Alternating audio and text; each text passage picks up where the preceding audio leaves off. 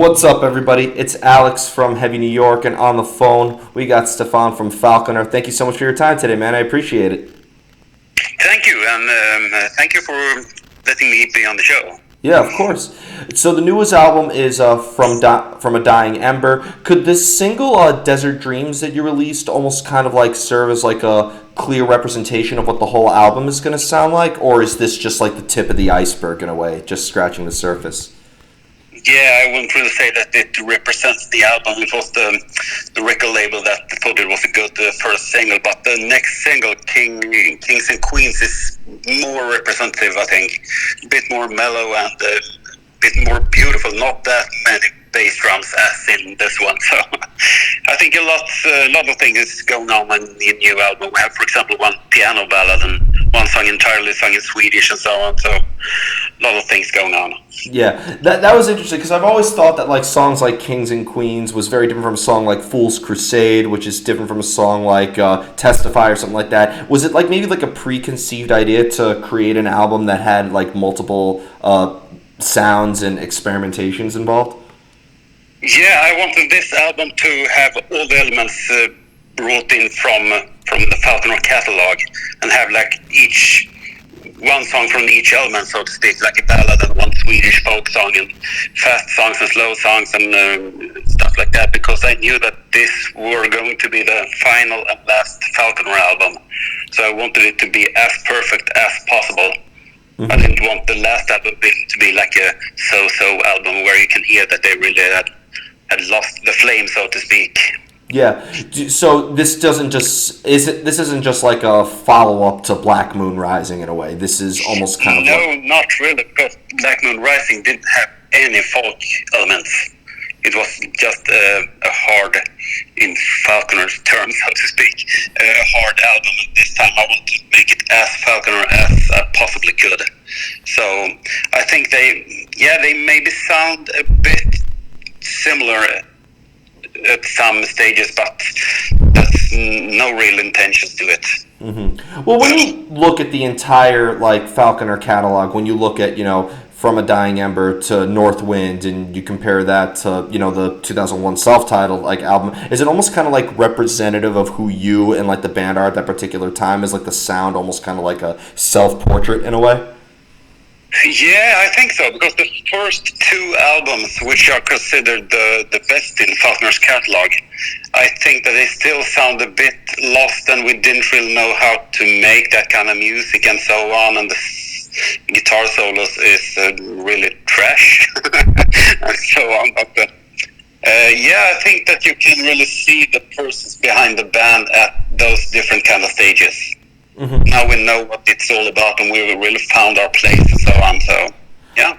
Yeah, that's always interesting. Like you mentioned that this is like the last, that this is the last Falconer album. If you don't mind me asking, because you had that thought process in mind, you mentioned you wanted to make like a retrospective of the many different sounds of Falconer's catalog or something like that. But obviously, did this influence like the melody that's being portrayed as well? Like, is there a certain emotion that's surrounding this record as well?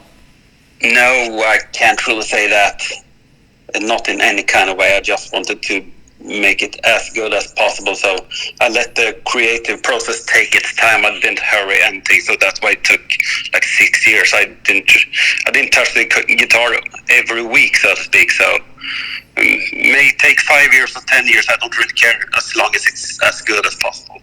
Being that it was 6 years between this album and the last one, are what we hearing maybe like the final like initial take of each song, or did the songs kind of like change a lot over a span of time? Yeah, a couple of songs were really, really rewritten, and some of them were pretty the basic idea. I had a couple of songs that I actually scrapped, and I usually don't do that, but I thought that it didn't really hold up quality-wise, and maybe some of the material was pushing the boundaries a bit too far to be able to be put on the last album. Mm-hmm. So they didn't really sound as Falconer. You ever worry that those songs are going to be a B-side one day and just be the biggest hit you guys ever had? No, we didn't. They didn't get away from my computer, so to speak. So I just deleted them. Not good enough. Oh, come on, a future B-side one day, like. Yeah. Yeah, we have some demo material maybe, but most of those are pretty much similar to the final product. Yeah, they need to do a compilation record, like the songs that the songs that never made it or something like that, where every band releases like a song they deleted and rewrites it and re-records it and everything like that. Okay. It'll either be the best album or the worst album of all time. Yeah. Now, when it comes to like writing music, especially for you, like, do you almost kind of like find it easier to write new songs and new riffs and everything like that when you're kind of like alone in isolation and like you're kind of like it's just you and your instrument, or do you prefer to write music in the company of your other bandmates? No, I've never been like that. I'm more of a obscure extrovert solo guy.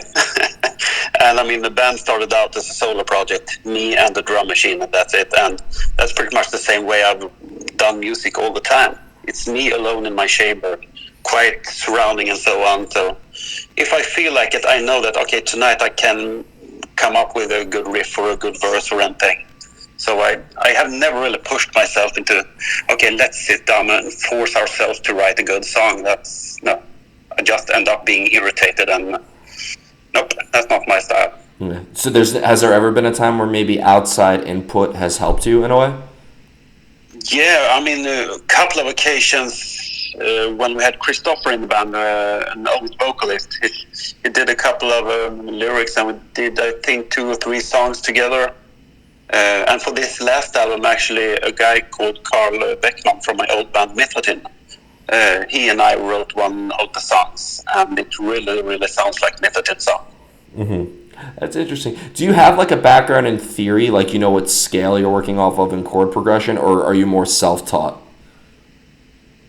I know some of the basic structures and scales and so on, but not good enough. I can't really read music, and no, I'm pretty dumb when it comes to music. I know what sounds good.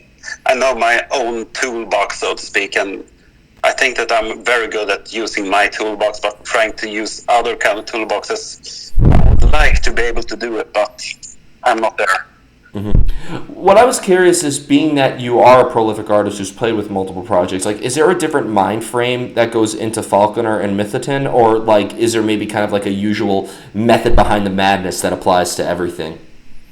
I think those two bands are quite connected because Mythotin is like Falconer but with black metal vocals and maybe a bit more blast beats and so on. But the the melodies and the music is pretty much the similar stuff, folk-based, really, really melodic stuff. So it's just a progression, I would say. Mythotin became Falconer because I wanted to soften up, so to speak. I'd imagine you maybe have had to like adjust the tuning or maybe even a little bit of the playing style to sort of fit the vocalist. I heard that sometimes plays a role into the guitar tone in a way. Yeah, of course, you can't have that much things happening with the guitars all the time if you're going to have a clear vocalist sing over it. You have to mellow down and just doing the rhythm stuff.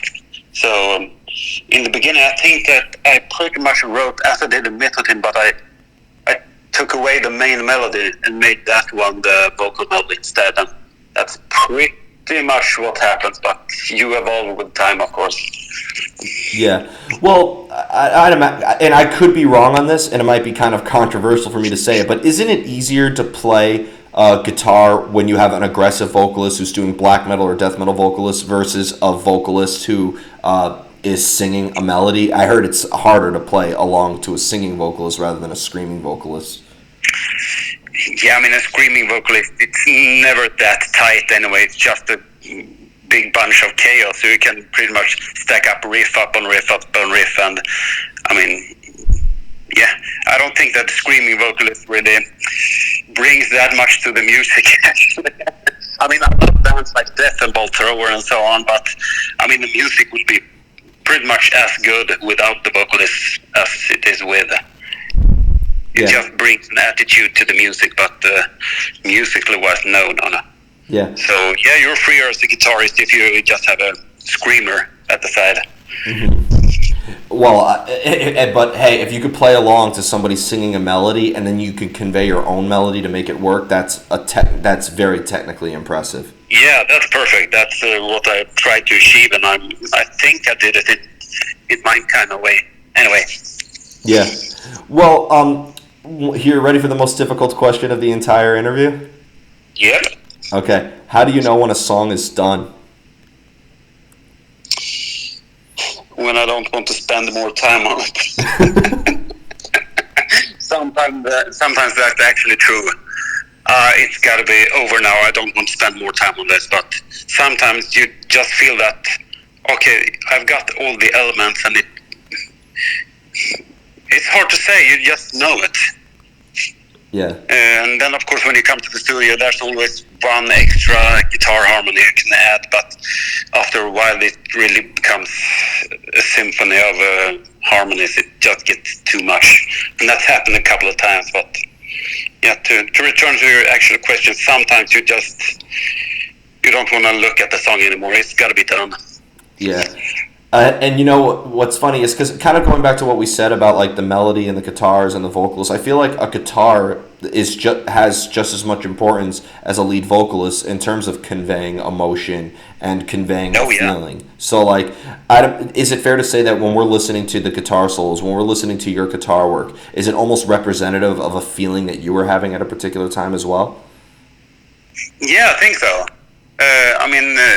The vocals are just one aspect of the melodies in the song, and I think the guitar riffs and the feeling in the actual music is as important as the lead vocalist. But I mean, the lead vocalist is always the crowning moment in the song, so that's what people really listen to and remembers. But for me personally, I think that guitar riffs are actually more fun to make, I would say.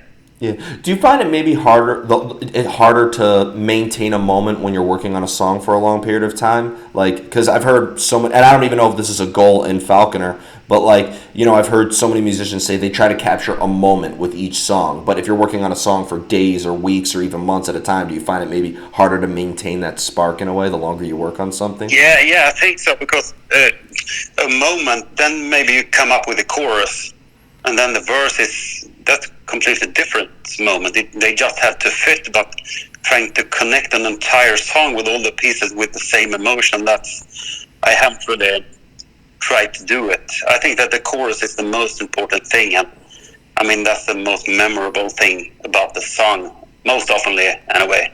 Yeah. But I think that is the moment in the song, and all the rest of the things is just bonus, I would say. Yeah. I've also, one thing, and I don't even know if maybe you're the most appropriate person to really ask this, but I really was intrigued actually from the album artwork from A Dying Ember. Like, I really appreciate like the visual aspect of this album. Did maybe like a vision, like for the album artwork on this, did this vision come in after you made the entirety of this album? Most often I have a very clear idea what the album cover should be like, but not this time actually. I had a couple of ideas that I talked to John Mininghouse about, who's done all our cover arts, and I knew the title from A Dying Ember is going to be the last album. A dying fire in some kind of way. If it's going to be a fire in the forgery or a funeral pyre or a dying campfire, I don't know. I just gave him all the kind of ideas, and I said, it's up to you. Make something good. Wow. So this is probably. I think I have had the least input in this album cover, actually, but I think it turned out really, really good. Maybe a bit too Viking-ish, because we don't really sing about Vikings. But of course, we're from Sweden, so it's an easy point to make. Yeah, you don't really have much of a choice, right? Yeah, I think so. Yeah. And I think the German fans really love Vikings, so it's a selling point too. Yeah. Now, in addition, you also had this mixed and mastered by the one and only Andy Larocque, and he's worked with so many artists. Does he ever, like, when you have Andy mix this album, did you want him to bring his own little spin on it, or did he kind of adjust what he normally would do to maybe your vision? Well, we have worked with him for 20 years on each Falconer album, so I know him and he knows us inside out.